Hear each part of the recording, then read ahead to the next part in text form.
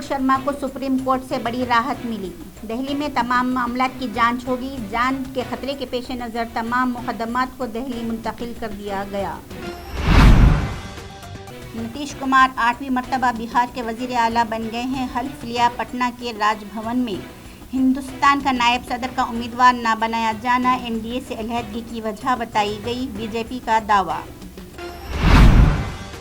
हिंदुस्तानी cricket team के साबिक सलामी बल्लेबाज वीरेंद्र सहवाग का कहना है कि जब भी वो तेज़ शॉट्स खेलते थे तब जनूबी अफ्रीका के अंपायर रोडी क्वाइटसन इन्हें सरेआम डांट देते थे।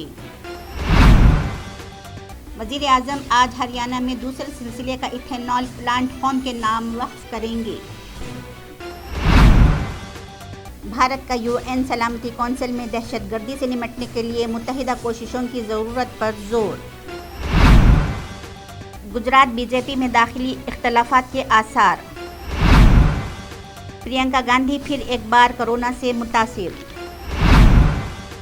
भद्राचलम में गोदावरी की सतह अब 49 फीट से ज़ायद दर्ज। ताइवान को तनहा करने की इजाज़त हम चीन नहीं देंगे, नैन्सी पेलोसी का दावा। जस्टिस उदय उमेश ललित आज भारत के 49वें चीफ जस्टिस हुए हैं। चीन में एक नए वायरस की तशख़ीस, 35 अफराद इस वायरस की जद में।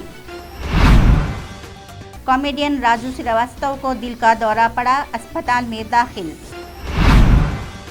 बैरिस्टर असदुद्दीन ओवैसी मौजूदा तरमीम अब उन अद्वियात की सज़ाओं को कम कर देगी जो मेयार के नहीं हैं।